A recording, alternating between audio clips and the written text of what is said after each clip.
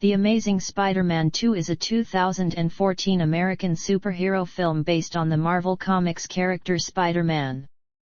The film was directed by Mark Webb and produced by Avi Arad and Matt Tolmach. It is the fifth theatrical Spider-Man film produced by Columbia Pictures and Marvel Entertainment, the sequel to The Amazing Spider-Man, and the final film in the Amazing Spider-Man series. The studio hired James Vanderbilt to write the screenplay and Alex Kurtzman and Roberto Orci to rewrite it. The film stars Andrew Garfield as Peter Parker/Spider-Man, alongside Emma Stone, Jamie Foxx, Dane DeHaan, Campbell Scott, Embeth Davidtz, Colm Feore, Paul Giamatti, and Sally Field. In the film, Peter Parker tries to protect his girlfriend Gwen Stacy as he investigates his parents' death, while also dealing with the supervillain Electro and the return of his best friend Harry Osborn, who is dying from a deadly genetic disease.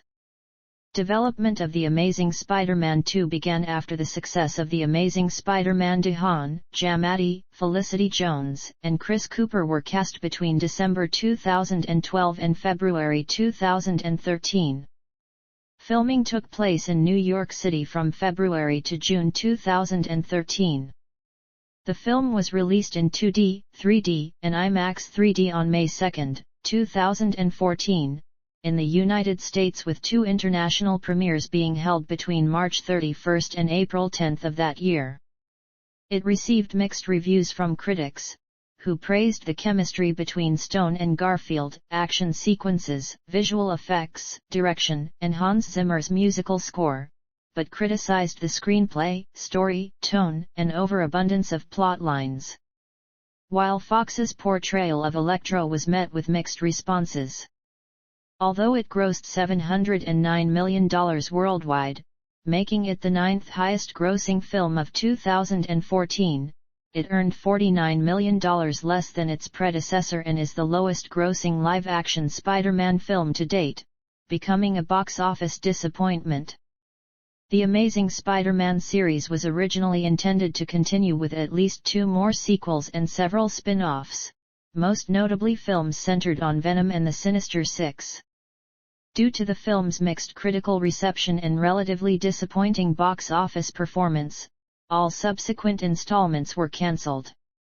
Both Garfield and Fox reprised their roles in Spider-Man: No Way Home, which followed the events of this film, and linked it to the Marvel Cinematic Universe using the concept of the multiverse. Plot: Former Oscorp scientist and businessman Richard Parker records a video message to explain his disappearance. He and his wife Mary Parker try to flee aboard a private jet that is hijacked by an assassin. The jet crashes, killing the couple. In the present day, 2 years after his battle with Dr. Kurt Connors, Richard, and Mary's son, Peter, continues to fight crime as Spider-Man and apprehends Russian criminal Alexei Saitsevuk.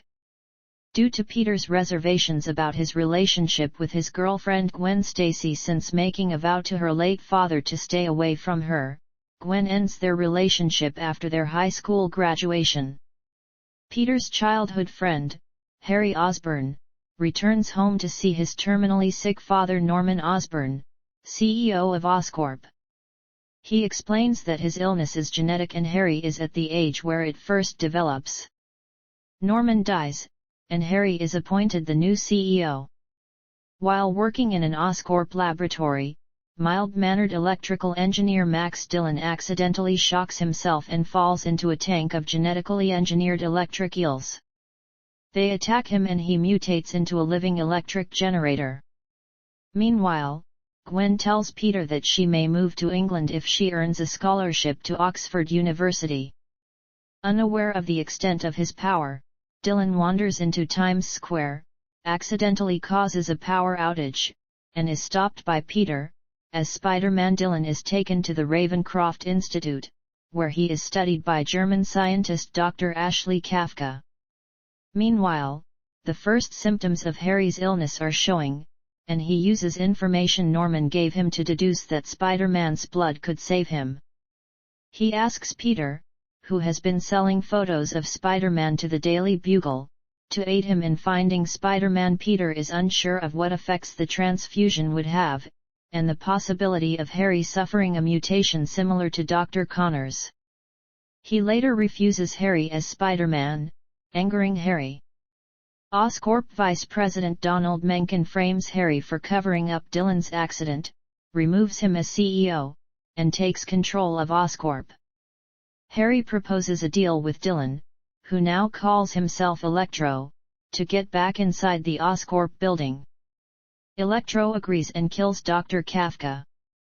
Upon getting back into Oscorp, Harry finds the venom from the now destroyed genetically altered spiders. However, after he forces Mencken to inject him with the venom, it accelerates his illness and turns him into a goblin-like creature, but the built-in emergency protocol in an armored suit restores his health. Meanwhile, Peter finds his father's secret lab in an abandoned subway station and learns that he had to flee because he refused to cooperate with Norman's plans to make biogenetic weapons with his research. Peter then discovers that Gwen was offered the Oxford Scholarship. He professes his love for her, and they agree to go to England together. When Electro causes another power outage, Peter and Gwen restore power and overload Electro's body, killing him. Harry, as Green Goblin, arrives equipped with Norman's weaponry. Upon seeing Gwen, he deduces Spider-Man's secret identity and, swearing revenge for being refused the blood transfusion, takes her to the top of a large clock tower. Peter manages to subdue Green Goblin, but is unable to save Gwen, who falls to her death. Guilt-ridden and depressed, Peter ends his career as Spider-Man. 5 months later, Harry is coping with the after-effects of his transformation while being imprisoned at Ravencroft. His associate, Gustav Fiers, visits him and the pair discusses forming their own team. Fiers orders Harry to start with Sitesevuk, escaped from prison. Equipped with an electromechanical suit of armor, Sitesevuk dubs himself the Rhino and rampages through the streets. Peter, inspired by Gwen's graduation speech, confronts him as Spider-Man. Cast: Andrew Garfield as Peter Parker/Spider-Man, an orphan teenage boy who received spider powers after being bitten by a genetically altered spider. Peter first uses his powers to try to hunt down the killer of his uncle in The Amazing Spider-Man, but soon decides to use his powers to fight crime as the vigilante known as Spider-Man. Garfield explained that the suit that he would wear in the film would undergo a new design. Garfield hoped to bring back the theme of him being an orphan, stating, "I wanna keep exploring that theme of being fatherless, being motherless, searching for purpose and finding a purpose within himself." He felt that it was his responsibility to take on the role and that he does not take it lightly. Max Charles as young Peter Parker. Emma Stone as Gwen Stacy, a high school student and Peter's love interest. When asked about Peter and Gwen's relationship in the sequel, Stone said, "She saves him more than he saves her. She's incredibly helpful to Spider-Man. He's the muscle, she's the brains." Jamie Foxx as Max Dillon/Electro, an electrical engineer who works for Oscorp Industries and later transforms into a powerful, electrical creature following an accident, then taking the alias of Electro. Fox described the character as a nobody who initially idolizes Spider-Man. He develops an obsession with Spider-Man after being saved by him and obtains his powers through an accident at Oscorp involving electric eels. Fox stated that the character would be redesigned to be more grounded and that the villain's classic yellow and green suit would be omitted in favor of a modern look, as depicted in the film. Dane DeHaan as Harry Osborn/Green Goblin, Peter's best friend for 10 years and son of Norman Osborn. He was sent away to boarding school around the same time Peter's parents disappeared and met him for the first time there. He eventually assumes the role of the Green Goblin after injecting a special serum of spider venom into his body, initially injected to provide a cure, which instead turns him into a hideous, psychotic, goblin-like creature. As the Green Goblin, Harry dons a technological suit capable of healing him and can fly with the use of a large glider. Campbell Scott as Richard Parker, Peter's deceased father. M. Beth Davids as Mary Parker, Peter's deceased mother. Colm Feary as Donald Mencken, Oscorp's vice president and head of the board. He is often in dispute with Harry over his capabilities of being a CEO to Oscorp, claiming that because Harry is a boy, he is incapable of leading the company. Paul Giamatti as Alexei Saitsevich/Rhino, a Russian gangster killer for the Russian mafia, who allies with Harry and receives a massive, well-armored, robot, rhino-like suit from him, deciding to call himself the Rhino. Giamatti said of his character, "He's a Russian mobster. Russians are always good villains. I have an ability to just destroy things," he said. "My accent is pretty hammy. I loved doing it. It seemed to me like an opportunity to be as over-the-top hammy as possible. It was really fun." Sally Field as May Parker, Peter's aunt. Field was critical of the lack of depth in her role. During a 2016 appearance on The Howard Stern Show, she said that it's really hard to find a three-dimensional character in, and you work it as much as you can, but you can't put 10 pounds of shit in a 5-pound bag. Felicity Jones portrays Felicia Hardy, Harry's sidekick at Oscorp. While Jones was only credited as Felicia in the final film, her surname was presented as Hardy in a marketing video for the film's release on digital HD formats. Martin Chokas portrays Ashley Kafka, the head of Ravencroft Institute, and B.J. Novak appears as Alastair Smythe, Dylan's boss and an Oscorp employee. Carrie Coleman, Charlie Depew, Skyla Gisondo, and Jacob Rodier reprise their roles from the first film as Helen Stacey, Philip Stacey, Howard Stacey, and Simon Stacey, respectively, with the latter being uncredited. Chris Cooper, who portrays Norman Osborn, the founder of Oscorp and Harry Osborn's father, and Dennis Leary, who reprises his role as George Stacey, appearing as a soul in Peter's visions, are also in uncredited roles.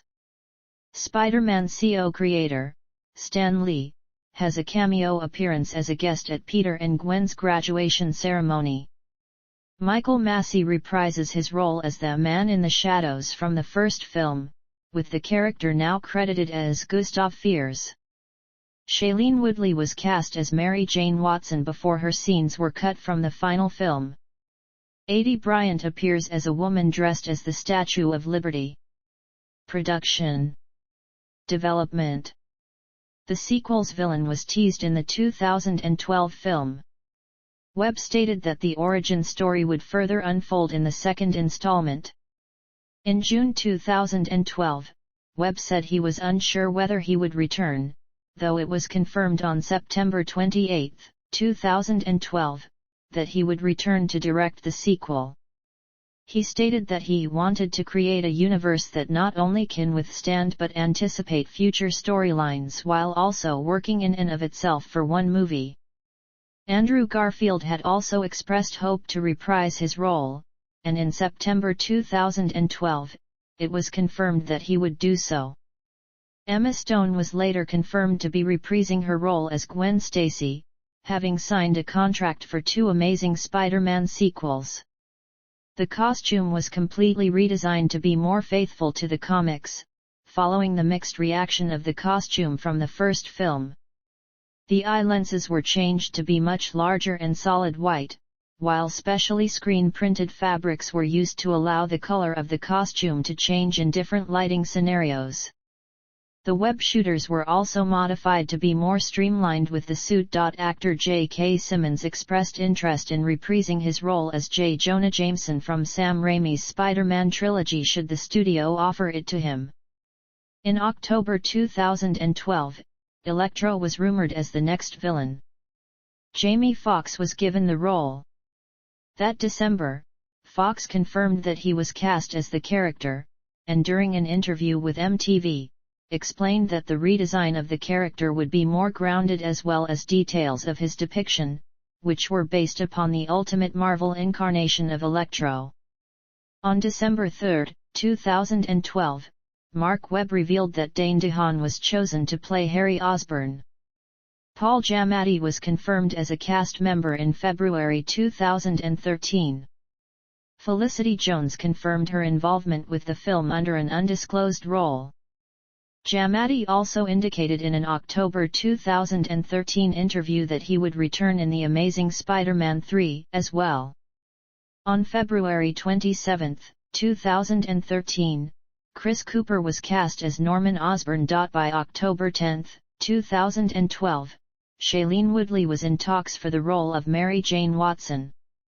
By March 14, 2013, Woodley had concluded filming her small role. Garfield recalled, "I think all of were in our backyards. We had 2 or 3 scenes with me talking over the fence, and there was one with us riding together on a motorcycle that we never got to shoot." By mid-June, Mary Jane was cut from the film, with director Webb explaining it as a creative decision to streamline the story and focus on Peter and Gwen and their relationship. Filming.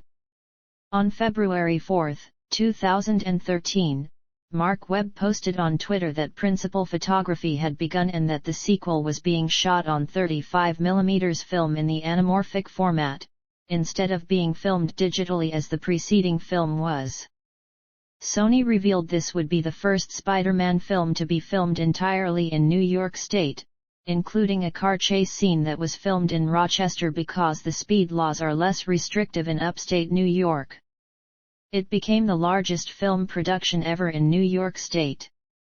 The decision to film in Williamsburg, Brooklyn near the Passover holiday caused some controversy, as critics believed that this was culturally insensitive, and would cause problems with parking. The filming company decided to work with the community and then agreed to adjust its production activities for Passover. The producers had assembled a 200-person crew for the 10-day shoot in Rochester, with a total number of 250 local crew members and 150 local extras. The prominent scenes were shot mostly on Main Street of Rochester and were digitally remastered to look like New York City. On March 1, a scene within the movie was filmed in NYC Chinatown's Nam Hua Tea Parlor. Consequently, Doyer Street was shut down for the day of filming, with the businesses on the street being compensated for the inconvenience. On June 25, Webb posted on Twitter that filming was completed. Soundstage work was done at Grumman Studios and Gold Coast Studios, both in Bethpage, New York, and at the Marcy Armory in Brooklyn. Visual effects. Sony Pictures Imageworks designed the CGI special effects for the film. The digital composition of the film, including the scene where the Battle of Spider-Man and Electro in Times Square, took 1 year to complete. The sets of Times Square were built in Gold Coast Studios with the green screens, and most of the scenes were digitally redesigned by computer.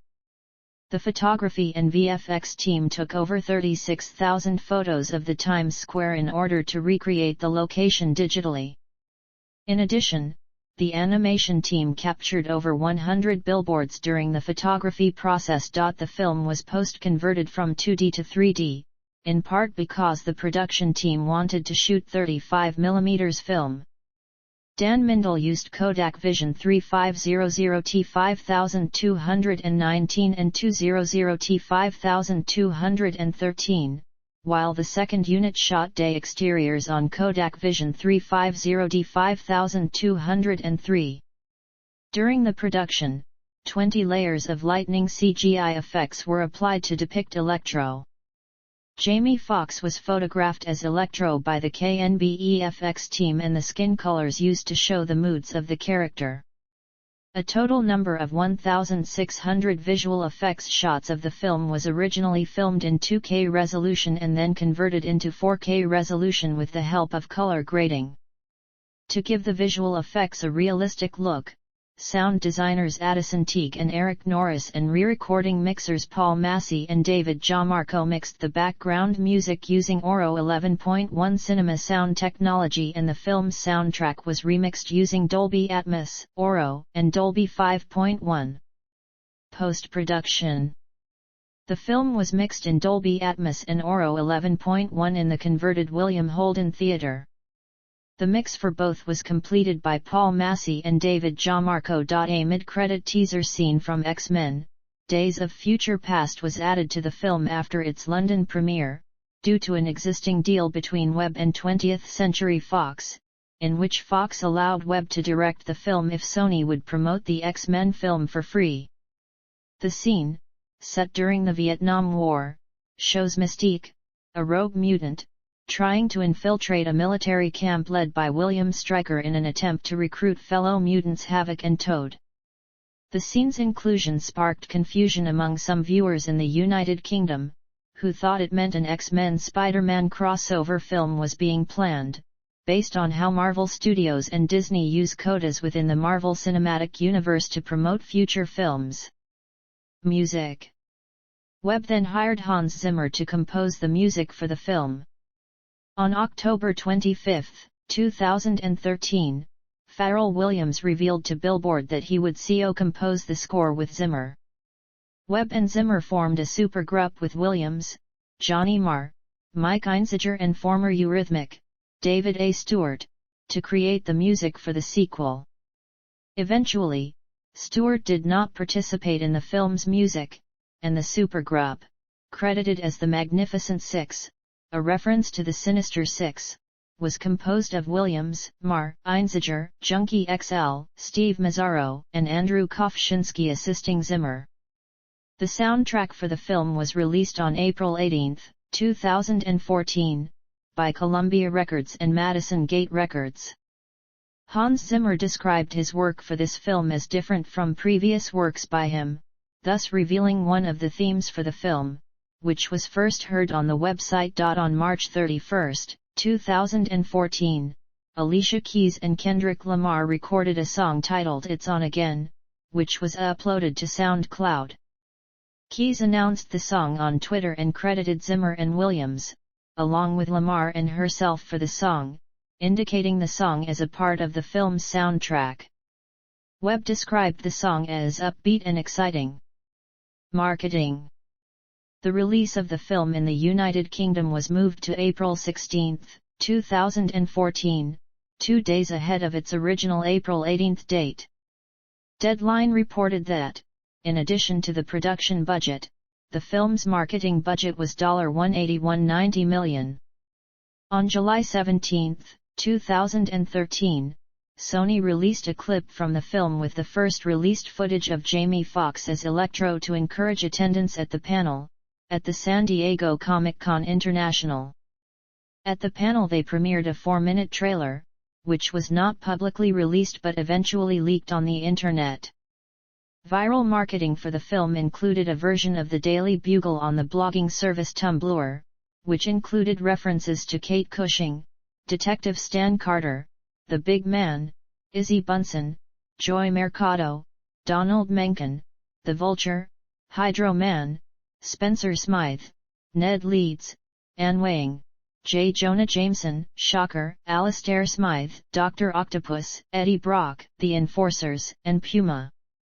Mark Webb posted a photo on Twitter with a message written in Dwarven language revealing that the first trailer would debut prior to 3D screenings of The Hobbit, The Desolation of Smaug. On December 8, 2013, it was announced that new footage from the film would be presented during New Year's Eve festivities at New York City's Times Square. The film was further promoted during the Worldwide Fund for Nature Earth Hour campaign. The cast was present at the launch of the 2014 event in Singapore.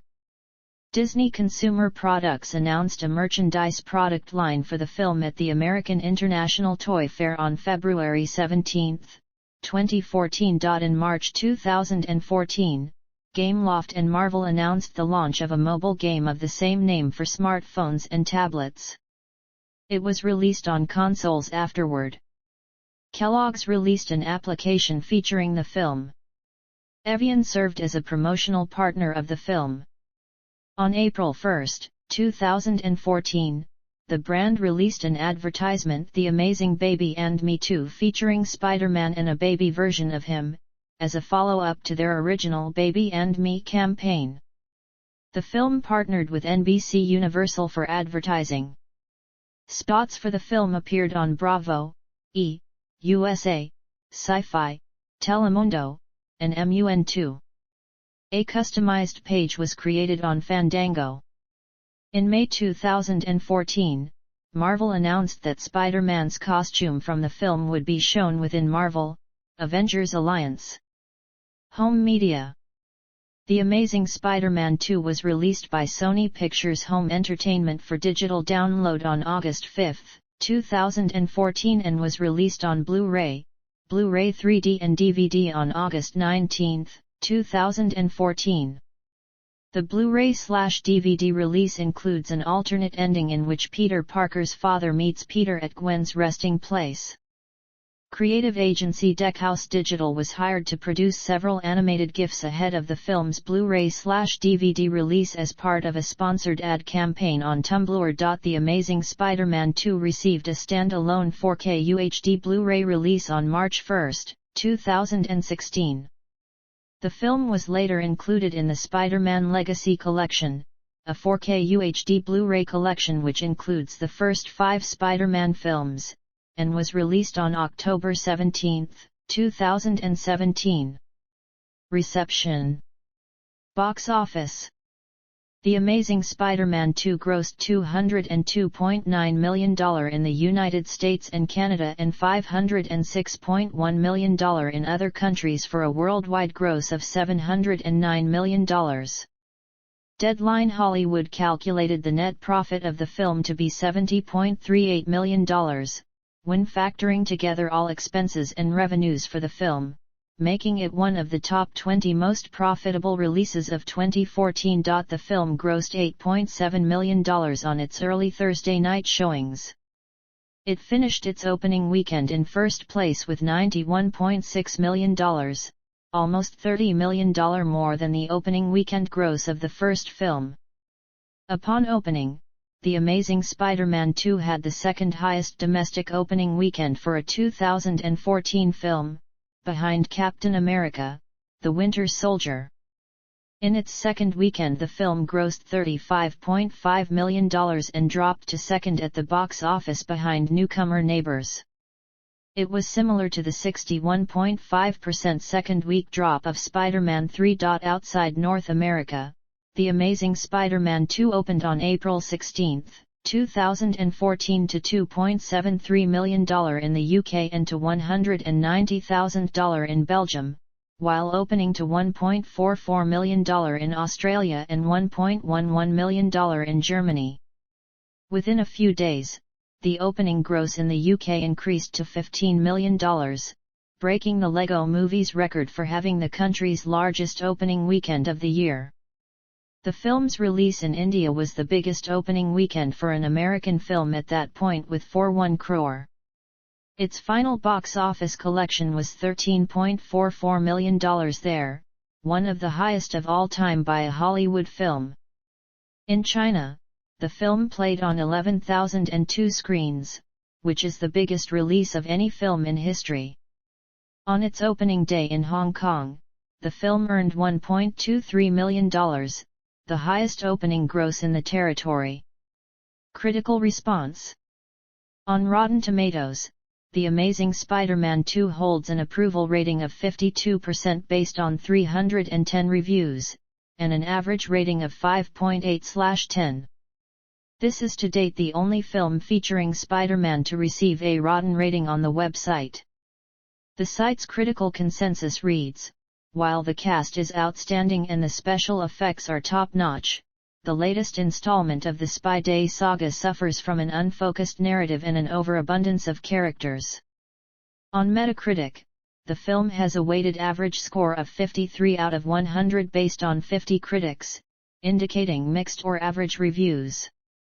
Audiences polled by CinemaScore gave the film an average grade of B+ on an A and to F scale, lower than the A earned by its predecessor. The Los Angeles Times said, overstuffed with plot lines, set pieces, and villains, although stars Andrew Garfield and Emma Stone do their best to give the movie heart.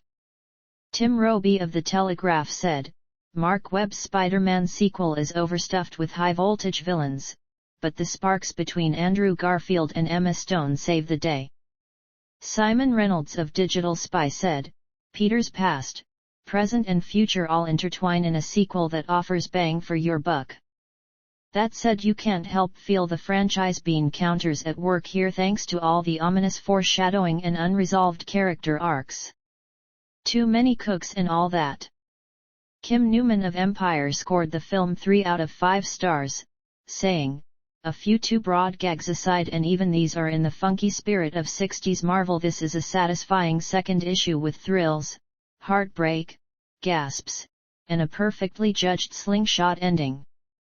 Leslie Fulperin of The Hollywood Reporter said, the eponymous hero hits his superheroic stride here, as does Andrew Garfield in the role, especially when Spider-Man's alter ego Peter Parker learns there's always some fine print in a contract with this many benefits. The plot gets itself tangled up in multiple villain strands, but in the main, this installment is emotionally weightier and more satisfying than its predecessor. Guy Lodge of Variety said, redundancy remains a problem, but this overlong superhero sequel gets by on sound, fury, and star chemistry. Richard Roper gave the film a B+, stating that it's about 20 minutes too long and it's overstuffed with too many characters and too many subplots, but there's enough good stuff in The Amazing Spider-Man 2 to warrant optimism about the next chapter of the franchise. A negative review came from Peter Travers of Rolling Stone, giving the film 2 stars out of 4. He said, things go wrong quickly with Amazing 2. Am I the only one who hates the word amazing to describe a movie that isn't? Just asking. IGN reviewer Daniel Krupa gave 6.9/10 and wrote, Amazing Spider-Man 2 gets a lot right, yet there's a constant awkwardness to the machinery of its plot, you can almost hear the cogs turning. However, what's worse is that at times it becomes overtly patronizing. There are flashing screens and computer voiceovers constantly telling you what something is or what something is doing, just in case the people in the back rows aren't paying attention, which feels at odds with the film's emotional intelligence. William Harrison of DVD Talk rated the film as 3.5 stars of 5 stars as recommended. Accolades. Future. Cancelled sequels and spin-offs. Sony had originally intended the film to launch an expansive film universe around Spider-Man to compete with the Marvel Cinematic Universe. In 2013, Sony announced a third Amazing Spider-Man film with a release date of June 10, 2016, with Alex Kurtzman, Roberto Orci, and Jeff Pinkner returning to write, and a fourth film with a release date of May 4, 2018. The series was to include spin-off films featuring the Sinister Six and Venom, with Drew Goddard writing and directing the two-part The Amazing Spider-Man, Sinister Six and Kurtzman directing a Venom and Carnage script written by himself, Orci, and Ed Solomon.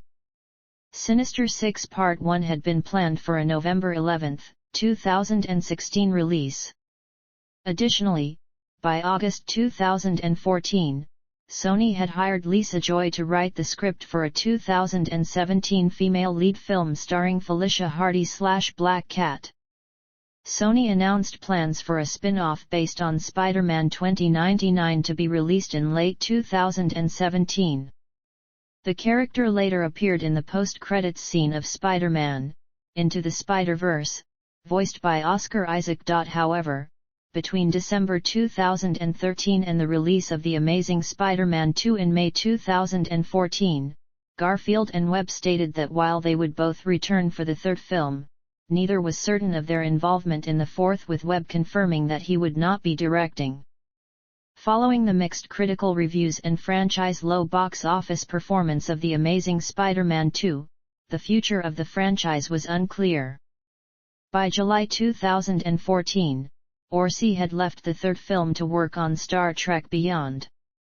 The Amazing Spider-Man 3, which would have included Chris Cooper returning as Norman Osborn and focused on Peter recovering from Gwen Stacy's death, was delayed to an unspecified date in 2018, and The Amazing Spider-Man 4 was moved to an unknown date. Following the 2014 Sony Pictures hack, Emma Stone was revealed to be in talks to return as a resurrected Stacy in the 2017 female lead film and The Amazing Spider-Man 4 as the antagonist Carnage.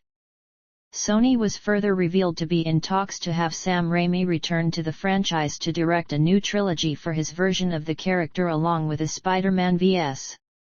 The Amazing Spider-Man movie, and was in discussion with Marvel Studios about including Spider-Man in the Marvel Cinematic Universe film Captain America: Civil War.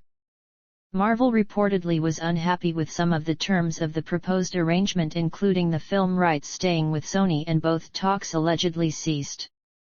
In early 2015, a deal between the studios that allows Spider-Man to be in the Marvel Cinematic Universe was reached, effectively cancelling the Amazing Spider-Man franchise. Speaking to Amy Adams for Variety's Actors on Actors YouTube series in 2016, Garfield described himself as being left heartbroken by his experience on working on the Amazing Spider-Man films.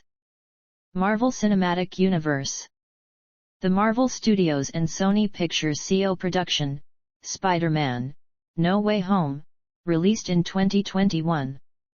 Being an adaptation of Marvel Comics' multiverse stories, it temporarily transported alternate reality versions of Spider-Man and other characters to the Marvel Cinematic Universe. This included characters from both movies in the Amazing Spider-Man duology, as well as the Spider-Man trilogy directed by Sam Raimi. Andrew Garfield and Tobey Maguire reprised their roles as Spider-Man. No Way Home also included a roster of villains from earlier Spider-Man films. Jamie Foxx returned as Max Dillon as portrayed in this movie, along with Willem Dafoe and Alfred Molina reprising their versions of Norman Osborn and Otto Octavius from Sam Raimi's trilogy.